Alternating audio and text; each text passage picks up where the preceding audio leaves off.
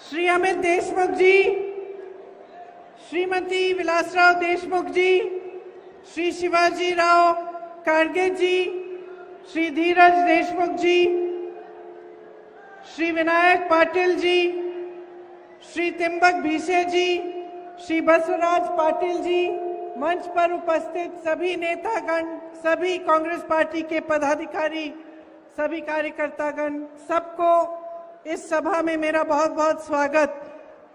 राम राम लातूरकर। आई तुलजा भवानी जी की। ये महान संतों की धरती है। संत श्रेष्ठ उदागर जी बाबा, श्री धोडू तांत्या महाराज जी, ये ख्वाजा बादशाह दरगाह जी की धरती भी है और डॉक्टर शिवलिंग शिवाचार्य जी की धरती भी है। इस धरती को मेरा नमन। देखिए, आपकी इस धरती ने, महाराष्ट्र ने सामाजिक न्याय का प्रतीक बनकर पूरे देश को दिखाया। शिवाजी महाराज जी, बाबा साहेब भीमराव अंबेडकर जी, महात्मा ज्योतिबा फूले जी, सावित्रीबाई फूले जी, सब यहीं के बेटे बेटियां रहे। आज यहाँ खड़े होते हुए, आपसे बातचीत करते हुए मुझे बहुत गर्व महसूस होता है कि मैं आपके बीच आई हूं। क्या हुआ? उधर? लेकिन मेरी बहनें तो सब इधर हैं, फिर मैं उनको नहीं दिखूंगी। उधर जाओ।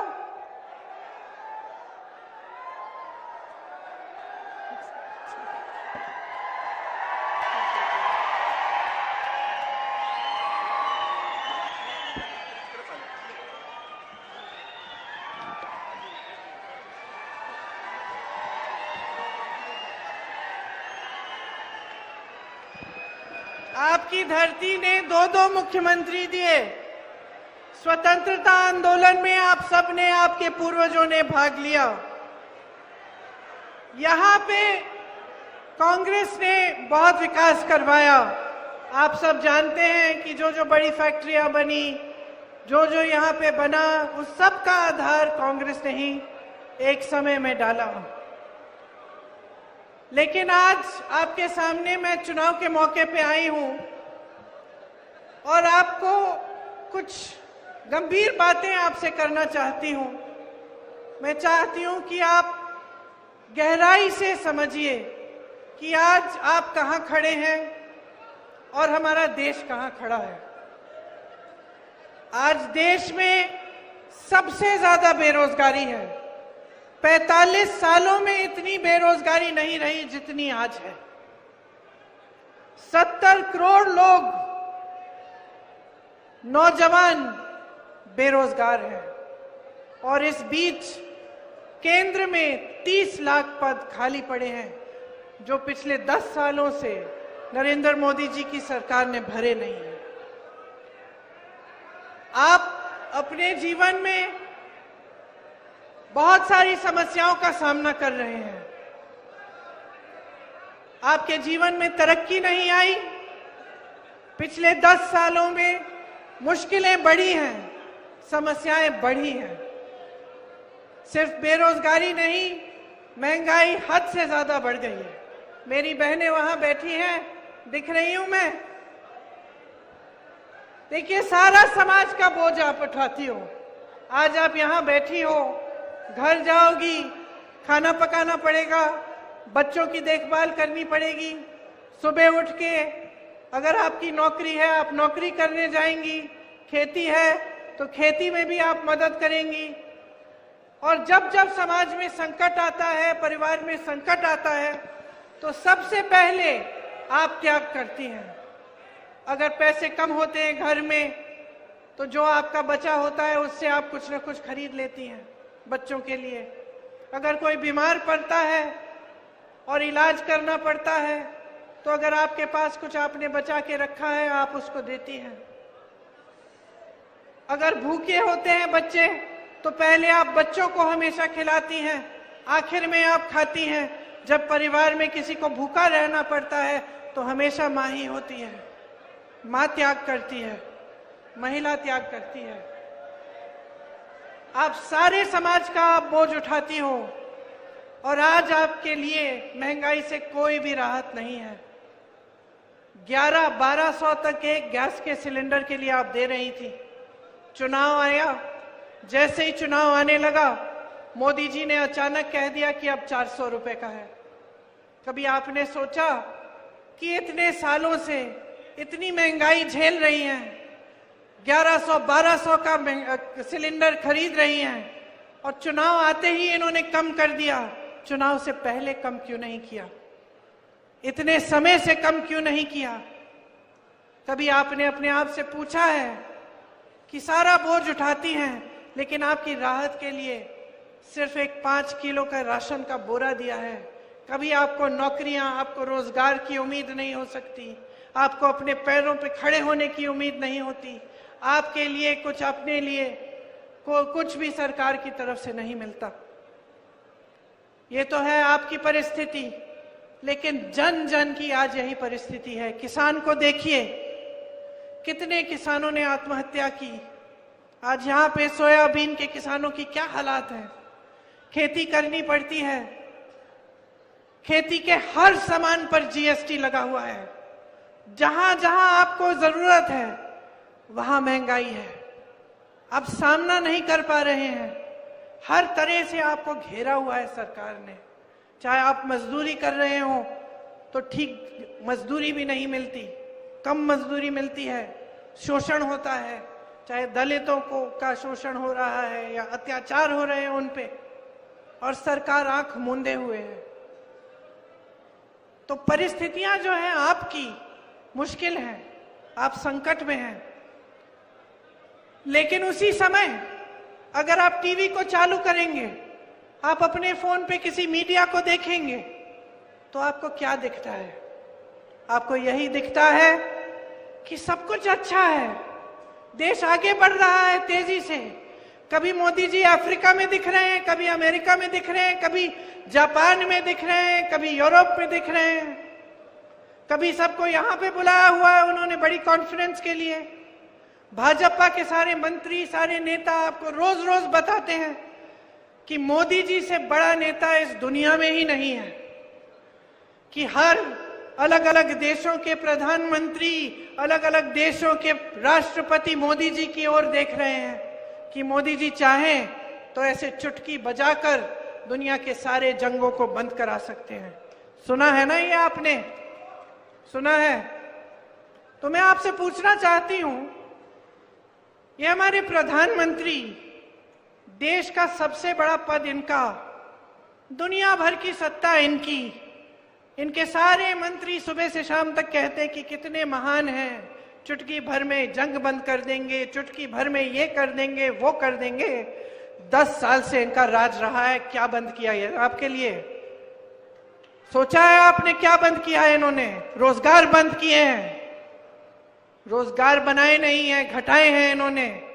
सोचा है कि आपके लिए क्या किया है? चुटकी बजा के क्या किया है आपके लिए? रोजगार पैदा किए? नहीं। महंगाई को कम किया? आपके जीवन में तरक्की आई?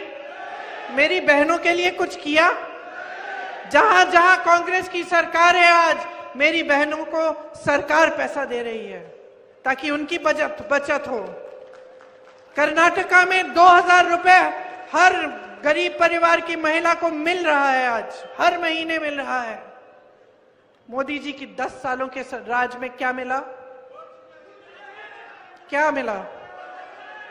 हर जगह जाके कहते हैं 5 किलो राशन दिया है, 5 किलो राशन दिया है, अच्छा किया है, कम से कम ये तो दिया।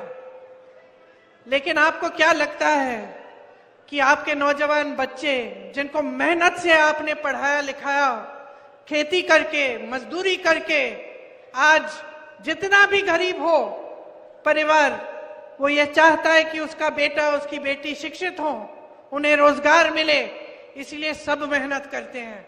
परिवार के जितने सदस्य होते हैं किसी न किसी तरह से जुगाड़ करके, मेहनत करके अपने बच्चों को शिक्षित करते हैं। मैं एक महिला को जानती हूँ यूपी में, चुपचाप से फॉल साड़ी के फॉल सिल के 100 रुपए के लिए सिल के उसने इकट्ठे किए पैसे ताकि उसकी बेटी पढ़ लिख सके। तो सारे परिवार चाहे कितने भी गरीब हों यही चाहते हैं कि बच्चे शिक्षित हों। और आज परिस्थितियां ये हैं कि बच्चों को आप शिक्षित कर रहे हैं और आपकी सरकार आपको कह रही है कि लोग 5 किलो राशन में खुश हो जाओ, यही तुम्हारा भविष्य है। क्या इस 5 किलो राशन से आपके बच्चों का भविष्य बनेगा? क्या वो अपने पैरों पे कभी खड़े हो सकेंगे? तो नरेंद्र मोदी जी को ये गलतफहमी कैसे हो गई कि यही काफी है, कि यही करने की जरूरत है और कुछ करने की जरूरत ही नहीं है आपके लिए? ये परिस्थितियां कैसी बनी इस देश में कि जो आप खरीदने जाते हैं वो महंगा हो गया है। सोना 73,000 का, चांदी 90,000, मिट्टी का तेल, पेट्रोल, डीजल हद से ज्यादा। सब्जी खरीदने जाती हैं मेरी बहनें, क्या मिलता है? आधी चीजें छोड़ के चली आती हैं। त्योहार होता है, बच्चों के लिए नए कपड़े, फीस भरनी पड़ती है, कोई बीमार पड़ता है, पता ही नहीं कि कैसे सामना करेंगे। ये तोहफा दिया है आपको 10 सालों में मोदी जी की इस महान सरकार ने, और आप चुप हैं। आप कह रहे हैं कि काफी है। बताइए, बताइए, काफी है? काफी नहीं है। क्या चाहते हैं आप अपनी सरकार से? क्या चाहते हैं?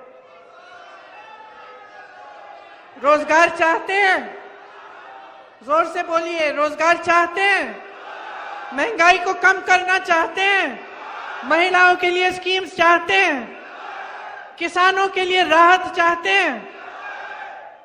नरेंद्र मोदी जी की सरकार ने 16 लाख करोड़ रुपए अपने बड़े बड़े खरबपति दोस्तों के माफ किए हैं। 16 लाख करोड़ रुपए उनके कर्ज माफ। इस देश के किसान के लिए क्या माफ किया है? इस देश के किसान पे जीएसटी थोपी है। इस देश के किसान के लिए 1 रुपया माफ नहीं किया। जब इस देश के किसान आंदोलन कर रहे थे दिल्ली में, जब 600 किसान शहीद हुए, नरेंद्र मोदी जी अपने घर से बाहर नहीं निकले उनसे बात करने के लिए। जब इनके मंत्री ने किसानों को पहियों के तले कुचल दिया, अपने जीप के पहियों के तले, तब मोदी जी ने पूछा तक नहीं इनको। ये है इनकी हमदर्दी आपके प्रति। और चुनाव आता है तो सारी नौटंकी, सारा नाटक शुरू। आपके सामने बड़े बड़े वादे, 2 करोड़ रोजगार, 15 लाख आपके खातों में कहाँ है? मैं आपसे पूछना चाहती हूँ, किसके खाते में आए ये 15 लाख? मैं तो ये सवाल आपसे पिछले चुनाव में कर रही थी। पिछले चुनाव में हमने आपसे पूछा कि भाई कहाँ है वो 15 लाख, कहाँ है वो 2 करोड़ रोजगार? आप चुप थे। आपके सामने ये लोग आए, धर्म की बात कर ली, जाति की बात कर ली, जज्बातों को उभार दिया, बहकी बातें कर ली, और आपने फिर से अपना वोट इनको दे दिया। अब मैं आपसे पूछना चाहती हूं, 10 साल हो गए, आपकी क्या सच्चाई है? आपकी सच्चाई आज ये है कि आपके जीवन में तरक्की नहीं आई। आपकी सच्चाई ये है कि आप कितना भी पढ़ाओ लिखाओ, कितनी भी मेहनत करो, पूरा नहीं हो रहा है, आपके बच्चों को रोजगार नहीं मिल रहा है। आपकी सच्चाई ये है कि जब महिलाओं के साथ अत्याचार होता है तो मोदी जी और उनकी सरकार किसको बचाते हैं? महिला को, कि जो अत्याचार कर रहा है उसको।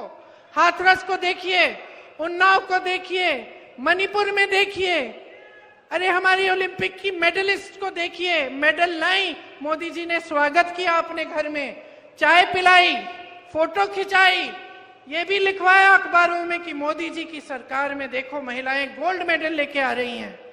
और जब वही महिलाएं सड़क पर उतरी न्याय मांगने के लिए, जब उन्हीं महिलाओं ने कहा कि हमारे साथ अत्याचार हुआ है, हमें बचाओ, हमें मदद करो, मोदी जी बाहर निकलना। मोदी जी ने उनकी बात भी नहीं सुनी, उनको घर भी नहीं बुलाया, उनसे पूछा भी नहीं कि बेटा तुमने इस देश के लिए इतना किया है, जरा बताओ क्या हुआ, मैं मदद कर सकता हूं।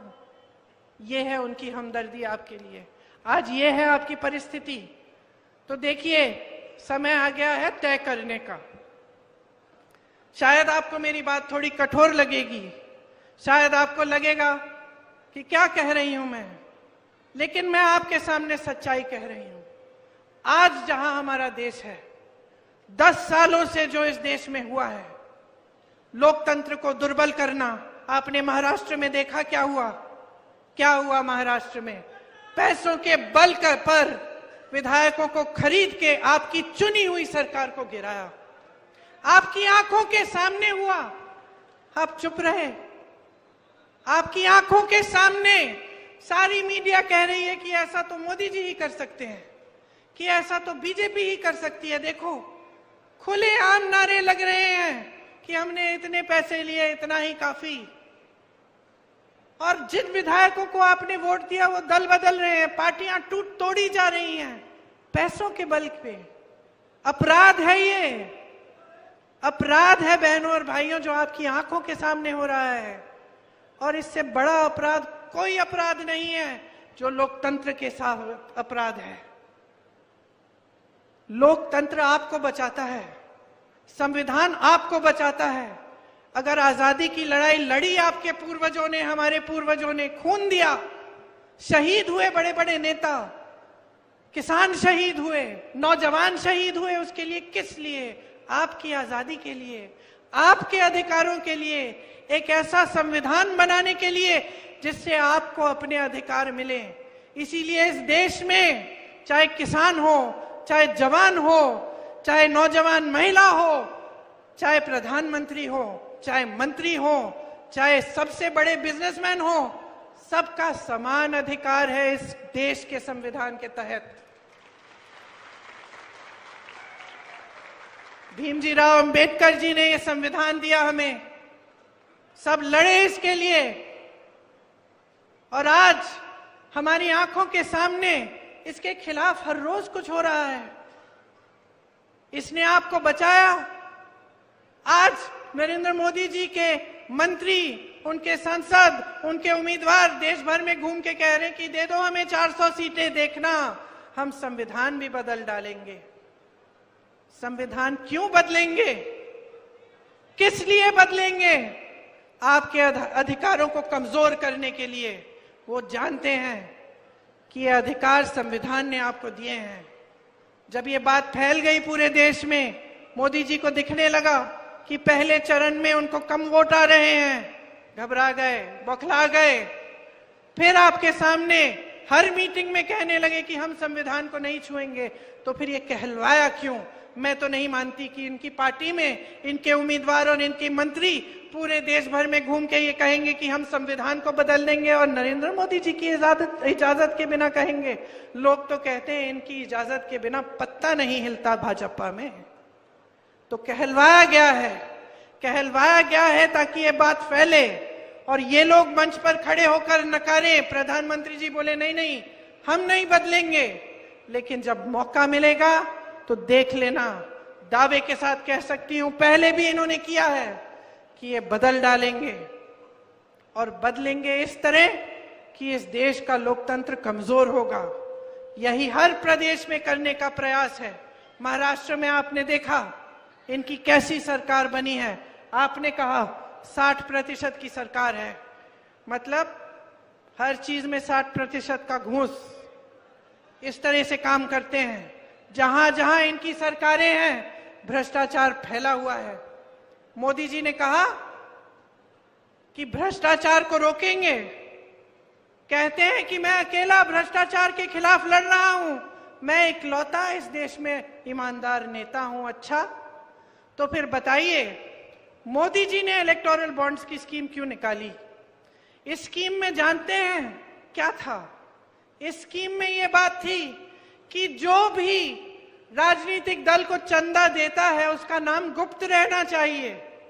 सुप्रीम कोर्ट ने देखा, सुप्रीम कोर्ट ने कहा यह गलत स्कीम है, इससे तो भ्रष्टाचार बढ़ेगा, गुप्त नहीं होना चाहिए, सब सामने आना चाहिए। जब लिस्ट सामने आई बहनों और भाइयों तो क्या पता चला, सब जो कहते हैं कि ईमानदार है सब खुल गया देश के सामने, सब सच्चाई देश के सामने आ गई। जिन जिन लोगों से इन्होंने चंदा लिया था, पहले उन्हें डराया धमकाया, उन पे रेड कराई, छापा लगवाया, जैसे ही उनसे चंदा लिया छापे बंद, केस बंद।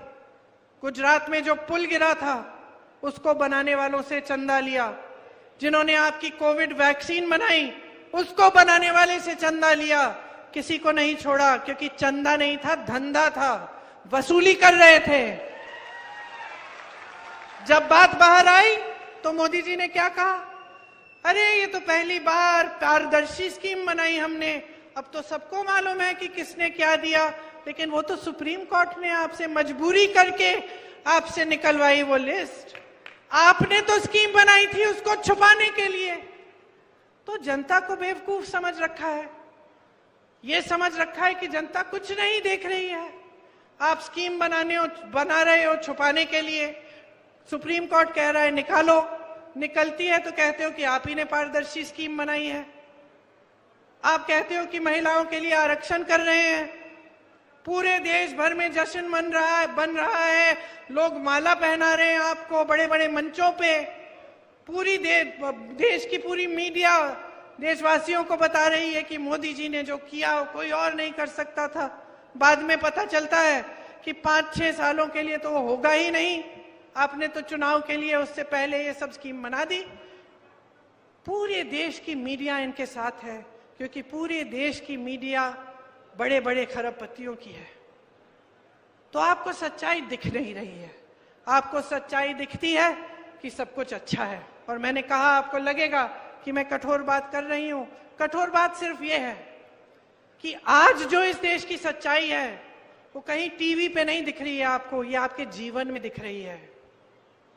जो आपके जीवन की सच्चाई है, जो रोज सुबह उठ के आप मेहनत कर रहे हो और वो मेहनत पूरी नहीं हो पा रही है, जिन बच्चों को आप शिक्षित कर रहे हो और उनको रोजगार नहीं मिल रहा है, ये सच्चाई है। मेरी बहनें इतनी मेहनत करती हैं, रात को आखिर में सोती हैं, ये सच्चाई है। ये है इस देश की सच्चाई। आज चाहे आपको कोई भी कुछ भी कह ले, तो इस सच्चाई को पहचानो, और ये पहचानो कि जो सरकार में है वो आपको गुमराह कर रहे हैं। देखिए 10 सालों में कुछ काम किया होता ना, तो उस काम के आधार पर आपसे वोट मांगने आते हैं, लेकिन आकर क्या कहते हैं, 70 साल में कुछ नहीं हुआ। ठीक है, मान लेते हैं कुछ नहीं हुआ, ये IIT, एम्स, ये बड़े बड़े उद्योग, ये सब 70 सालों में नहीं बनाया, सब अभी बनाया होगा, मान लेते हैं। लेकिन मैं पूछती हूं कि नरेंद्र मोदी जी आपने क्या किया है 10 सालों में? कब तक ये रट लगाए रखेंगे? कब तक बच्चों की तरह यही कहते रहेंगे कि भाई सब उनकी गलती है? अरे सब उनकी गलती है। कभी किसी परिवार के पीछे पड़ जाते हैं, कभी किसी पार्टी के पीछे, कभी कुछ गलत बोल देते हैं किसी के बारे में, सब किसी और की गलती है। भाई तुम्हें प्रधानमंत्री क्यों बनाया? अगर जिम्मेदारी लेने के काबिल ही नहीं है तो प्रधानमंत्री किस लिए बनाया? हम प्रधानमंत्री इसलिए चुनते हैं कि वो सुबह से शाम तक यही कहते रहे कि भाई जो मेरे पहले आए थे उन्हीं की सारी गलती है, अब मैं क्या करूं, मैं तो कुछ नहीं कर सकता। हाँ, हमने इसलिए तो नहीं चुना ना इनको। हम प्रधानमंत्री किस लिए चुनते हैं? कुछ करके देंगे।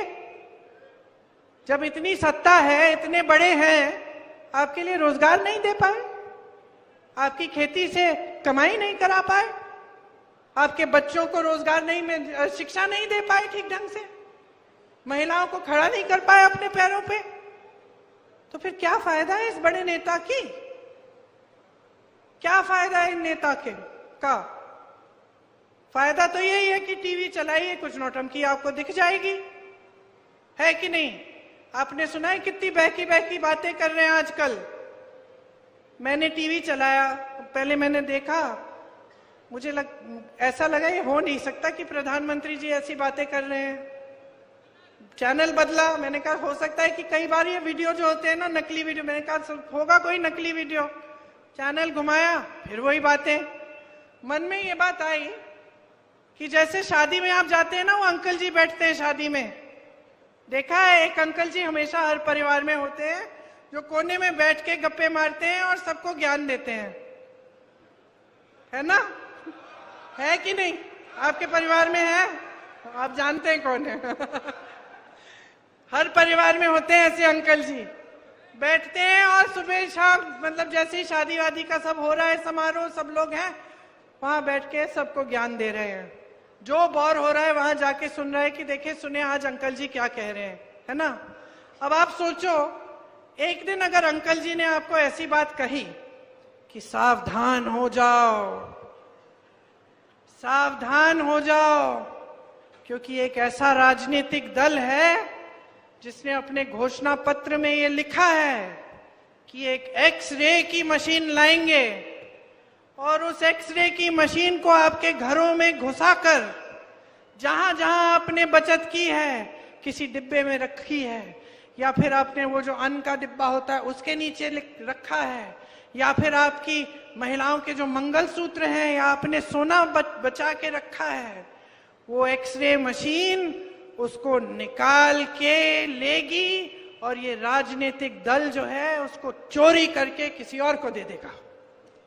अब आप मानो कि ये अंकल जी ने कह दी ऐसी बात और आप वहां बोर होके खड़े हैं सुन रहे हैं, तो आप क्या कहेंगे? आप यही कहेंगे ना कि अंकल जी सठिया गए, यही कहेंगे ना कि अंकल जी को आज क्या हो गया, आज तो इन्होंने बहुत गहरी साजिश निकाल दी है। और शायद आप अंकल जी को कहेंगे अंकल जी आज क्या बात कर ली आपने, हंसेंगे। अब यही बात इस देश के प्रधानमंत्री भरे मंच पे खड़े होकर अपने पद की गरिमा, अपने पद की गंभीरता को आधार बनाकर आपके सामने रख रहे हैं, यही बात कर रहे हैं ये, तो आपको हंसी क्यों नहीं आ रही है? आप इनकी बातों में उलझ क्यों रहे हैं? आप सोचिए, कभी ऐसी ये स्तर रहा है प्रधानमंत्री का?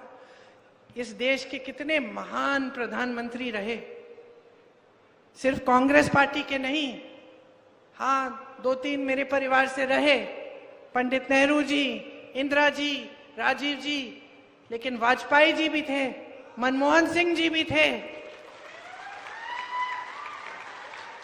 क्या स्तर था उनका,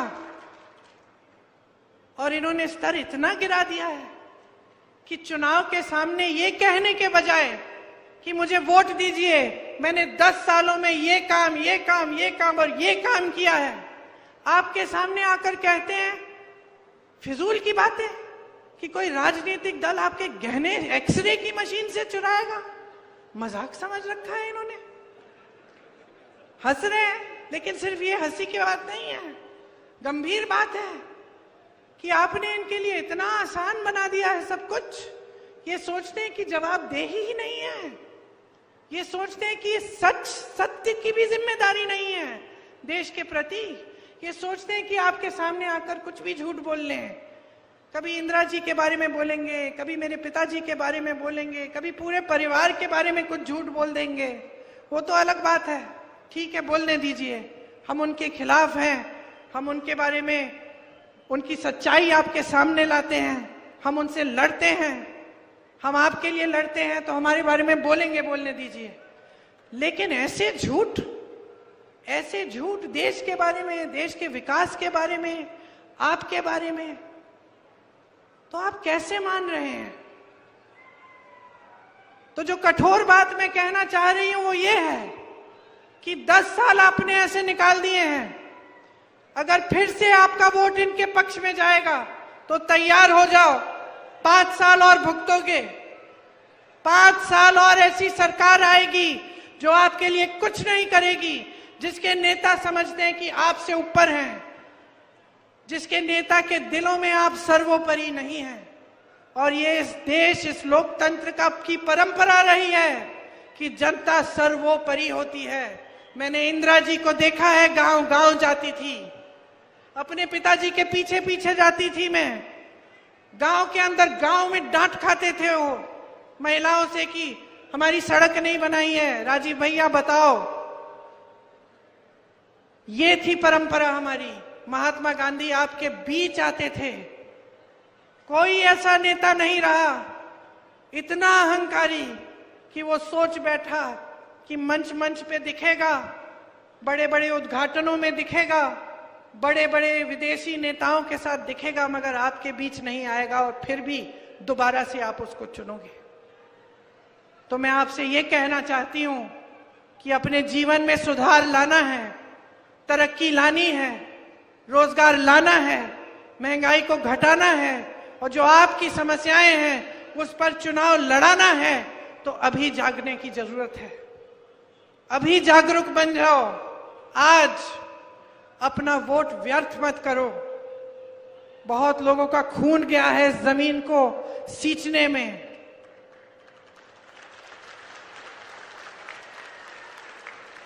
इस देश को आपने बनाया है। आप जब खेती में मेहनत करते हो तो सिर्फ अपने परिवार को नहीं खिलाते हो, पूरे देश को खिलाते हो। आप जब जवान बनते हो, सरहद में जाते हो, तो पूरी देश की रक्षा करते हो।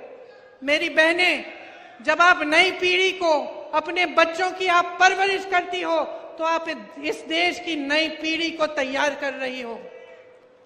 ये देश आपका है। ये वोट हल्के में मत लो। इस वोट को गंभीरता से समझो कि आज आपका देश कहां है, किस मोड़ पर आ गया है, कि अगर आप जागोगे नहीं, इस देश को आज बचाने का काम नहीं करोगे, तो पता नहीं कहां पहुंच जाएगा। जो आपको दिखाया जा रहा है टीवी पे, इश्तिहारों में, सच नहीं है। सच्चाई आप जी रहे हो, इस सच्चाई को पहचानो। कांग्रेस पार्टी गारंटी लाई है। मैंने कहा बहनों के लिए सालाना 1 लाख रुपए देंगे हर गरीब परिवार में, जो सबसे ज्यादा उम्र की महिला है उसके लिए, ताकि आप बचत कर पाएं, ताकि आप अपने पैरों पे खड़े हो पाएं। किसानों के लिए जितनी भी चीजों पे आप खेती के लिए इस्तेमाल करते हो, जिन पर जीएसटी है, वो सब जीएसटी से मुक्त करेंगे। आपको एमएसपी कानूनी स्तर पे मिलेगा। कानून बनाएंगे, एमएसपी आपको मिलेगा ही मिलेगा। और ये जो 16 लाख करोड़ के माफ कर रहे हैं ना, ये ऋण अपने बड़े उद्योगपति दोस्तों के, इसके बजाय हम जो आपके ऋण हैं उनको माफ करने के लिए एक स्थायी आयोग बनाएंगे, ताकि किसी सरकारी ऑर्डर की जरूरत नहीं होगी। जब आपको ऋण माफी की जरूरत होगी, आप आयोग में जाकर अपने ऋण माफ करा पाएंगे। हम आपको मजबूत करना चाहते हैं, इस देश की खेती को मजबूत करना चाहते हैं। इसके लिए हम खास नीतियां लाएंगे। हम नौजवानों के लिए एक 5,000 करोड़ रुपए का फंड बनवाएंगे, जिससे जब आप अपने छोटे छोटे कारोबार शुरू करना चाहेंगे तो आपको उस फंड से पैसे मिलेंगे। जो स्नातक पास बच्चे हैं, जो शिक्षित हैं, लेकिन रोजगार नहीं मिल रहा है, हम कह रहे हैं कि आपको जैसे ही आप पास होंगे, आपको हम एक अप्रेंटिसशिप प्रोग्राम में लगवाएंगे, ताकि 1 साल में आपके कम से कम 1 लाख रुपए बन जाए। हम कह रहे हैं कि मोदी जी की सरकार में 30 लाख सरकारी पद खाली हैं, हम उनको भरेंगे। हम किस आधार पर कह रहे हैं ये? आप सोचोगे कि चलो ये आई थी, इन्होंने भी बड़ी बड़ी बातें कह ली कि हम ऐसा करेंगे वैसा करेंगे। वो तो मोदी जी भी कह गए थे 5 साल पहले, 10 साल पहले, फिर कुछ नहीं हुआ। पता है आपको कैसे मालूम होना चाहिए कि मेरी बातें हल्की नहीं है? कर्नाटका में देखिए, पास में है ना कर्नाटका। जितनी गारंटी हमने दी, चुनाव से पहले जो गारंटी दी, सरकार बनने पर वो गारंटी पूरी हो रही है। छत्तीसगढ़ में हमने वही किया, किसानों के कर्ज माफ किए। हिमाचल प्रदेश में हमारी सरकार है, हर रोज गारंटियों को पूरा करने का काम हो रहा है। तेलंगाना, धन्यवाद, तेलंगाना में भी हमारी सरकार है, तेलंगाना में गारंटी पूरे हो रहे हैं।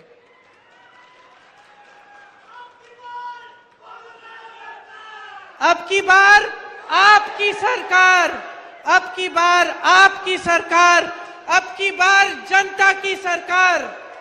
बहुत हो गया है, बहुत सह लिया आपने। और मैं आपको बता देती हूं कि मोदी जी और उनके सारे मंत्री समझ रहे हैं कि जनता का मूड बदल गया है, कि इनकी नाटक नौटंकी अब नहीं चलेगी, अब सच्चाई चलेगी। अब जनता सत्य चाहती है, जनता अपनी पुरानी धार्मिक परंपरा वापस चाहती है। जब हर नेता जनता के सामने झुके और हर नेता समझे कि जनता के प्रति उसकी एक बहुत बड़ी जिम्मेदारी है, और सबसे बड़ी जिम्मेदारी यह है कि जनता के सामने सच बोले, जनता को झूठे वादे न करे और जनता के लिए सत्य के पथ पे चले। यही सबसे बड़ी जिम्मेदारी है। देखिए, नेता का धर्म सेवा होता है। ये परंपरा आपने डाली नेताओं में, अब आप पीछे हट रहे हैं। अब आपने ये सिलसिला जारी कर दिया इस देश में कि नेता सोचता है धर्म की बात करेगा, काम करने की जरूरत नहीं है। मैं एक महिला के घर में गई थी, यूपी में, फिरोजाबाद में।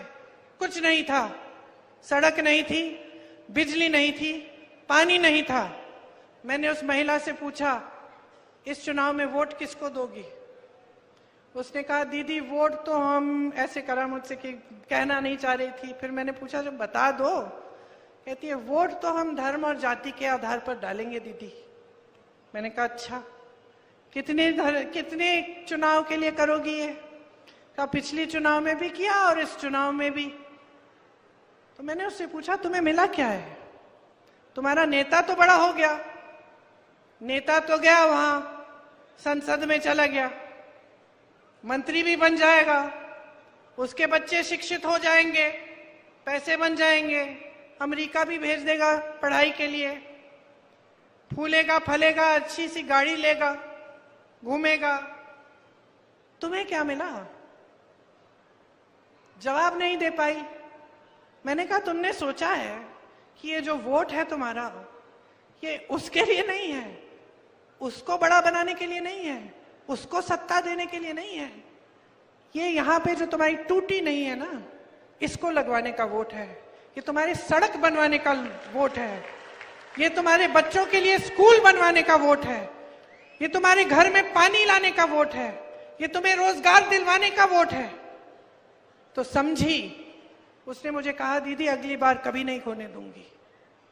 तो समझ लो, ये तुम्हारा वोट है, किसी नेता के पक्ष में नहीं, मेरे पक्ष में भी नहीं, किसी राजनीतिक दल के पक्ष में नहीं, अपने पक्ष में डालो। अपने घर के लिए, अपने परिवार के लिए, अपने गांव के लिए, अपने शहर के लिए, अपने प्रदेश के लिए और अपने इस देश के लिए, जिसकी मिट्टी ने तुम्हें जीवन दिया है। क्योंकि नेता का स्वभाव होता है, सत्ता मिलने पे अहंकार हो जाता है। नेता का स्वभाव होता है, सत्ता मिलने पे बदल जाता है। और यही आप अपने आंखों के सामने नरेंद्र मोदी जी के साथ देख रहे हैं। इतना अहंकार हो गया है कि आपकी परवाह ही नहीं है। इतना अहंकार हो गया है कि सलाहकार भी सही चीज नहीं बता पा रहे हैं, सलाहकार भी झूठी बातें बनाने लगे हैं। सलाहकार भी ये नहीं बता सकते कि देश की जनता पिस रही है महंगाई से, कि रो रही है देश की जनता, डर रहे हैं, कांप रहे हैं सब। बहुत हो गया है, इनको सबक सिखाइए, बदलिए सरकार को, अपने लिए सरकार लाइए, अपने पैरों पे खड़े होने के लिए, अपने भविष्य को मजबूत बनाने के लिए। यही मेरा आग्रह है आपसे कि जब आप चुनाव के समय अपना वोट डालने जाएंगे तो 2 मिनट के लिए आंखें मूंद के सोचो, किस लिए जा रहा है ये वोट, किस लिए जा रहा है ये वोट, किस आधार पे दे रहे हो। और जज्बातों को एक तरफ कर दो, अपने जीवन, अपनी सच्चाई और अपने भविष्य के लिए डालो ये वोट। और जब मैं दावे के साथ कह सकती हूं कि जब आप ये सोचोगे और अपने भविष्य के लिए वोट डालोगे तो आपका वोट सिर्फ कांग्रेस पार्टी को जा सकता है।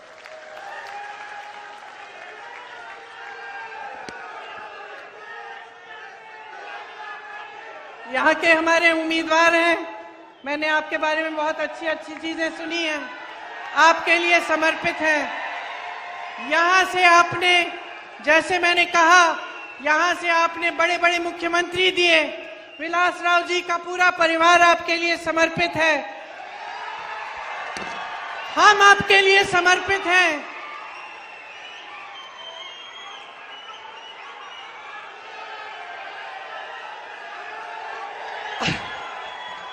एक बार जोर से मेरे साथ बोलिए, जय हिंद, जय हिंद, जय हिंद। ये हुई ना बात। जहां जहां मैं जाती हूं नारा लगवाती हूं मैं जय हिंद का, लेकिन सबसे जोर से आपने दिया है। इसका मतलब है आप मेरी बातों को समझे हैं और आप इस देश को बचाने का काम आज से शुरू करेंगे। धन्यवाद।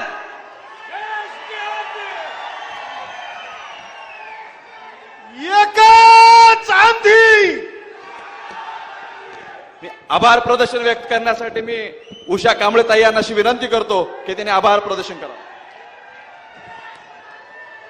हमारे इस लोकसभा के चुनाव के मौके पर आई हमारी देश की नेता, देश की आंधी प्रियंका जी गांधी यहाँ पर उपस्थित रही। ये राह भले हो लंबी, ये राह भले दूभर हो।